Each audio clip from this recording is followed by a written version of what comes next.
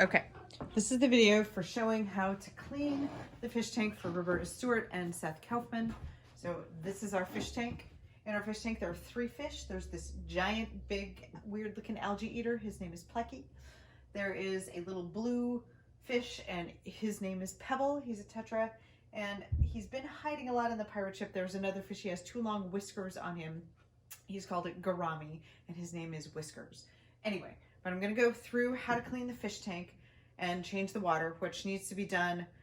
2 weeks is the longest you can go about it. Like once a week is great. If you can do it every 2 weeks, it's also fine. So I'm gonna go through how to do that. So the first thing that I do, the light is gonna be off. This has a light, but it's gonna be off and it needs to stay off. Otherwise there's overgrowth of the algae.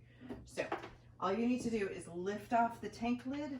It just comes off like that and then set it somewhere on the floor or wherever that you won't step on it or whatever.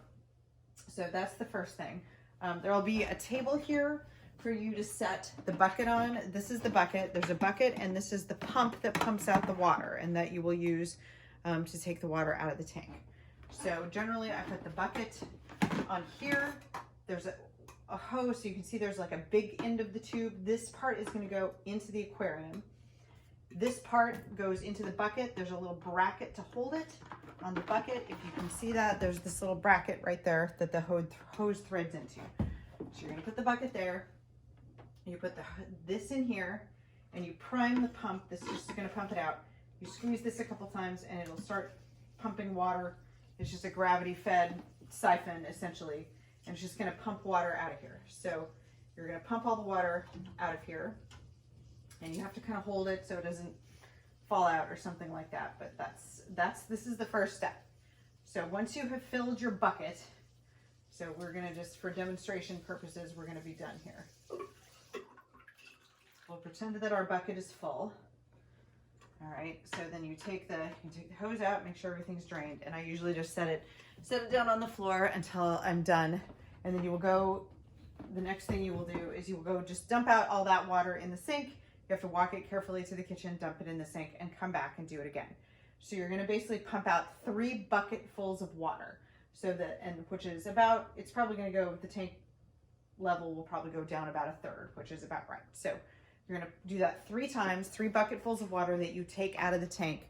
And then I'll go do the next steps. So the other thing you're trying to do when you're cleaning this fish tank is you're also trying to get out like debris that's in the bottom of the tank. So when you put this thing in, you can, let me get it started pumping.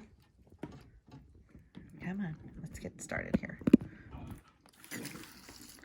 Okay, so when you get it started pumping, it's also gonna just suck up some debris. Like you can probably, I don't know if you can see.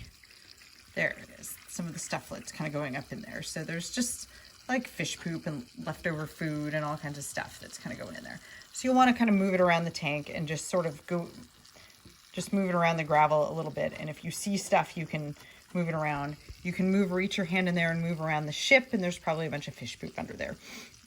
And suck it up. But don't worry overly much about that because you have to pay attention to that and make sure your bucket is not overflowing all at the same time, which can sometimes be challenging.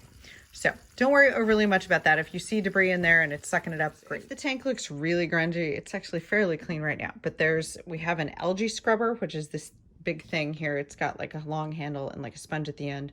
All this stuff will be together. But you just reach in with your hand and just scrub it off. You just scrub off. There's some little bits right there.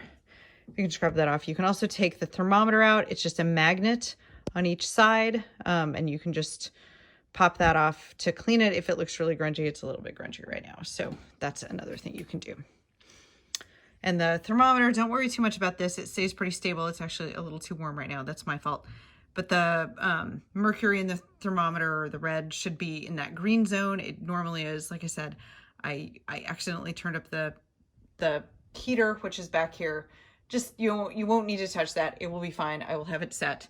But just, it should be in the green zone. But again, you shouldn't need to worry about that. It's very stable.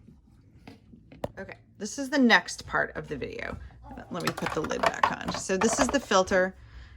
You will want to turn this off first, and there's a plug over here on the other side. It's the one with the red tag. So you'll just unplug that, so that there's no water flowing through here. So the first thing you do, take off the lid. You're gonna take out this filter right here. This is the filter. The one you will have in there will look cleaner than this one. And then they're wet, so you'll want to have a container, or you can use the bucket that we have. And then you're going to take out this green thing and take that out and put those all in. I have like a little Tupperware here. There's a bunch of Tupperware. Just, I'll leave you something that you can use, but just put it in there. Okay, the next step with the filter is that you're just going to turn on the sink. Not very exciting. And you're just going to rinse this out. And it tends to have some gunk in it, like just debris. It's whatever, algae growth, fish waste, that kind of stuff. And you're just going to rinse it till it's clean. Just cold, regular old cold clear water. Okay. Same thing with the filter itself. You're just going to rinse it. You're going to want to use your other hand, which I can't do right now, but you're just going to want to rinse it. And there's just, again, there's some kind of gunk on it that it'll come off and it'll look a lot cleaner after you've rinsed it for a bit. This is an old filter, so it doesn't look really great, but there will be a brand new one in there for when you come, and it can be used for, like, the filters can stay in for a couple of months, and you just rinse them out each time. So that's it. Those just get rinsed. I usually kind of rinse the lid a little bit. Here's the lid that goes on the filter assembly. So again, just rinse all that off. Just make sure there's no gunk on it, and that's that.